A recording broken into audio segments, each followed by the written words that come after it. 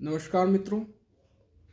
श्रीमद् भगवद गीता के प्रथम अध्याय का 15वां श्लोक है। पांचजन्यम ऋषिकेशो देवदत्तम धनंजय पौंड्रदधमौ महाशंखम भीमकर्मा विरकोदर।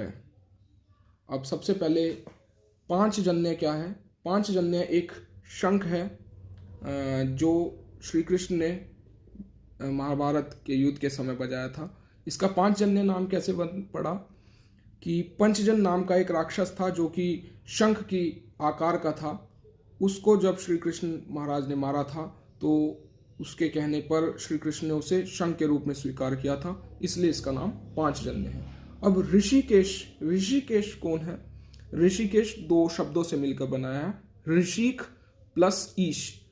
ऋषिक कहते हैं इंद्रियों को और ईश आप जानते हैं ईश्वर। इंद्रियों का जो अतीन्द्रिय ईश्वर है, इंद्रियों का जो स्वामी है वो है हमारे श्री कृष्ण महाराज, तो इसलिए उनका नाम ऋषिकेश है। इसके बाद आता है देवदत्त। देवदत्त भी एक शंख था जो अर्जुन ने महाभारत युद्ध में बजाया था। ये जो शंख था ये अर्जुन को मिला था इंद्र से, जब उनका युद्ध था निवात और कवच दो राक्षसों के साथ, तब ये इंद्र ने अर्जुन को दिया था। अब धनंजय आप सब जानते ही हैं, धनंजय अर्जुन का नाम है। और उनका ये नाम कैसे पड़ा?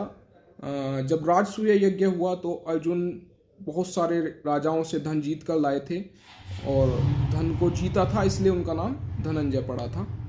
इसके बाद है पौंड्र। पौंड्र भी एक शंख था। शंख क्या महाशंख था, क्योंकि बहुत बड़े आकार का था इसलिए इसे श्लोक में महाशंख कहा है।